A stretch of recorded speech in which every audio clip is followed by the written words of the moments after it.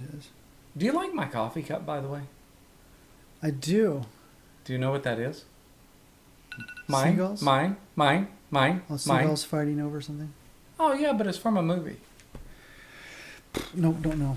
So just check out this coffee cup and tell Chuck what this is from. Put it in the comments below. I'm not even going to say. Does it say? Yeah, it does say on that side. Just put it in the comments. Mine. It's seagulls, right? Yeah, it is. First I thought it was It's penguins. seagulls. You thought it was penguins? Yeah.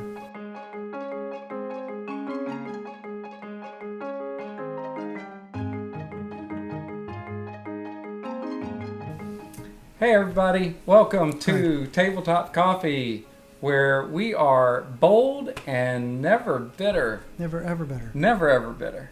Yeah. This is my good friend Chuck Rogers. I'm Keith Dunn, and we're coming to you this evening, and we're going to be talking about... Let's talk about good and bad. Good and bad. Yeah. Is there a specific idea you have behind that, or is it just broad? I read a book several years ago called The Shack. And not because I wanted to read the book about the shack, but my clients... Like Shaquille O'Neal? No, not that shack. Oh, not that shack. Just like The Shack, it was called. Okay. Nothing to do with Shaquille. It was sad. It was a tragic kind of book, and I didn't want to read that. Okay. But a lot of my clients were, and so I figured I would need to read what they were reading. This dude's family gets killed. I mean, it's really bad. Okay. And it's true? No. Oh, no, okay. So it's fiction. No. Then he has to go through dealing with grief responses and so forth, as anybody does. And then he gets into this conversation with God, and he starts to look at the whole issue of whether things are good or bad. In fact, God asked him that question. Oh. How do you know if something is good or if it's bad? So that's what I want to talk about tonight. Oh, well, that's great. I'm excited about that. So come along with us, and we'll learn about good and bad together tonight. Sounds great.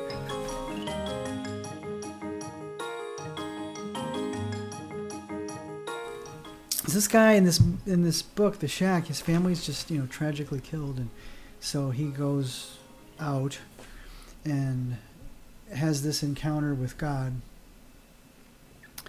and God poses this question to him of, so this is bad, and he's like, well, of course this is bad, and then God asks him the question of, how do you know if something's good or bad or not? And he pondered it a lot, and then eventually he kind of comes up with, well, I guess if I don't like it or it doesn't feel good to me, then it's bad. So that was this premise of the conversation. Okay. And that part really stuck with me. That's one of the things I took away from the book, was that particular thing about, well, when life's out there and life throws you things, is it bad if you don't like it, or if it's painful and you don't like it, is it bad? I've always tried to keep that thought in my mind when things happen to me that I don't like and don't feel very good, that it may not be bad.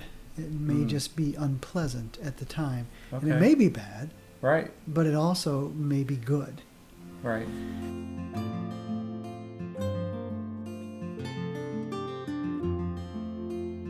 And so last week, one of these pieces of life flew up and hit me in the face. I was working from home a week ago Monday, so 9 days ago. And we're a small business, small counseling center, right, with, at the time, 3 part-time employees watching the desk, taking care of insurance and so forth. And one of the reasons that we have even 3 people is to make sure that whenever somebody wants to be away, needs to be away, they can be away. Right. And in fact, I take a very hands-off approach. I say, I don't even want to know who's working. Just so you guys work it out among yourselves and make sure that the desk is taken care of. Sure. So that our clients are taken care of, so people answer phones and so forth. And so I don't even give it a second thought. So one of my employees was going to be gone for the week on vacation. She was telling me about it, and I listened kind of with a half an ear, because I'm like, I don't really care. Yeah. Because I Somebody's know going to be there. Exactly. So she's gone, and she's going to be gone for, I was thinking probably 2 weeks. Again, I didn't listen very well because I didn't care. I had to have a good time, go. Okay. And then one day into this, on Monday, I get a phone call, or not a phone call, I get a text from one of my other employees. And she says, hey, I was wanting to talk to you about this in person, but haven't been able to catch you here. Our schedules haven't been meeting up. I've been offered a job that pays more money, and I'm going to take it, and it begins Thursday. I tell you what, you show me a pay stub for $72,000 on it, I quit my job right now and I work for you. Ooh. Yeah. That's. Yeah. Oh, man. Yeah. So that was like 2 days before that person was leaving. Yeah, so she was going to work for 2 more days, and then she was going to be gone. Well, I bet you were concerned then, because she was one of the people who was going to be manning the Oh, desk. yeah, so the desk was going to be vacant. Yeah, except for we have an intern who's been filling in, and they're usually there for 16 weeks at a time. Well, I would see that as bad. Initially, I mean, I'm looking at this text. I mean, this is real life flying and hitting me in the face, and I'm like, you're going to be able to practice what you preach, or, Yeah. so. Right. So I sent her back a text and said, thank you for your time with us and for taking care of us and working so hard while you're with us. I wish you the best. Usually 4 weeks is customary notice. Okay. And my guess is that other people would see it as 2 weeks. Yeah. But 2 weeks to me is kind of old school for a professional setting, but at least 2 weeks. And Right. certainly not 2 days notice while your your coworker's on vacation. I Right. think anybody would pretty much say that's, bad form. I went into work Tuesday, the next day, greeted her, was kind to her and so forth. And Sure. I wasn't sure, should I talk to her or not about this? Do you let this go? Do you confront this? She's going to be gone anyway. My tendency, is to avoid conflict. And so, And we talked about that. yeah, we did. Yeah, because that was weighing heavy on your heart that day. Yeah, as to whether I should say anything Exactly. or not. And if I remember the conversation right, my thought on that was you really have an obligation to. Mm-hmm. So it sets the tone for anyone else that this person might be employed by. Because the next person, it wouldn't be right if this is a consistent trend and this happens to other employers. Well, true. And the other part of that is this other employer had some culpability here Right. because they were putting pressure on her to not give proper notice. So it wasn't pleasant for sure. Right. And so then I went, well, how do I take care of this? Okay.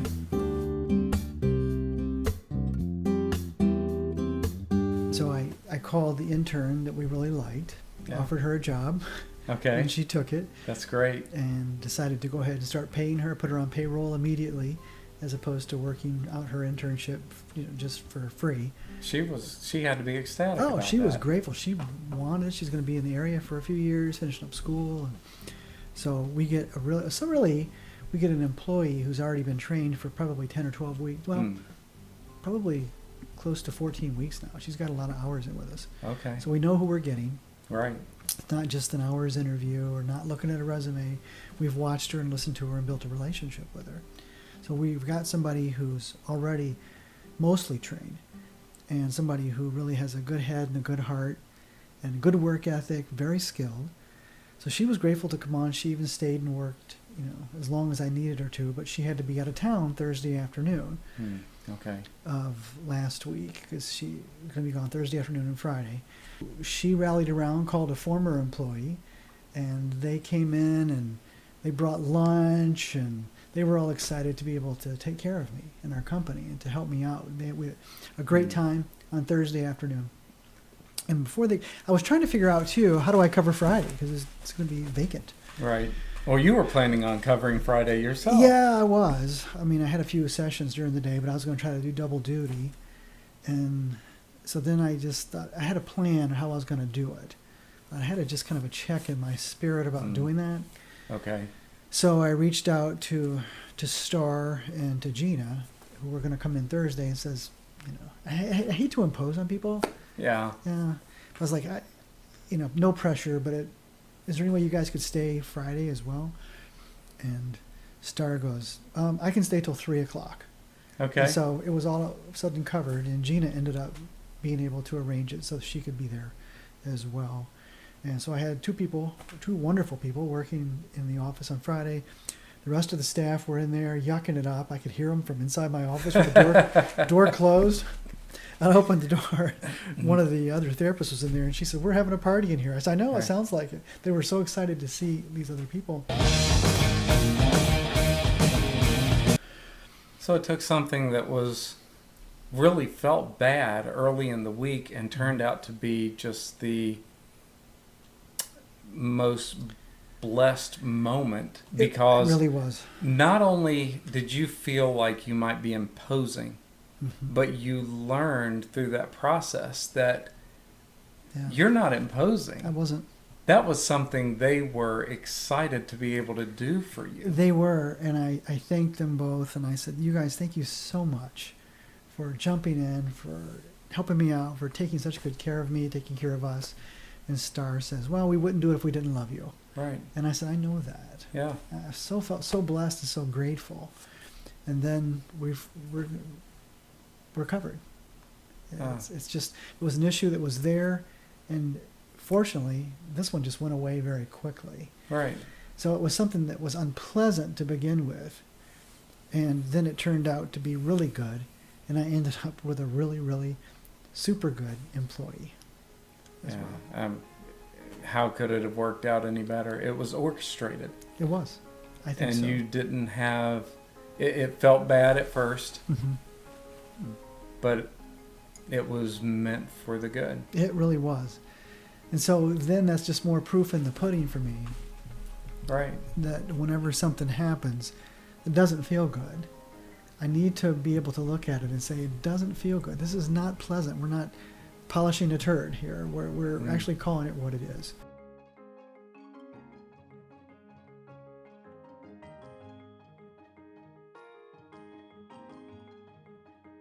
So thanks everyone for joining us again tonight. It was a whole lot of fun, and hope that the topic was helpful for you. If you liked our content, please make sure to hit the subscribe button and make sure to hit the bell. Yeah. Make sure you hit the bell so that you get notified of any other videos that will be coming out. Click the like button. Please do. We'd appreciate it. It would be helpful to us. And also share it with your friends so that we can grow the channel and bring more content like this and other relational content to you each and every week. So subscribe, click the bell, and we'll see you next time. Thanks everyone.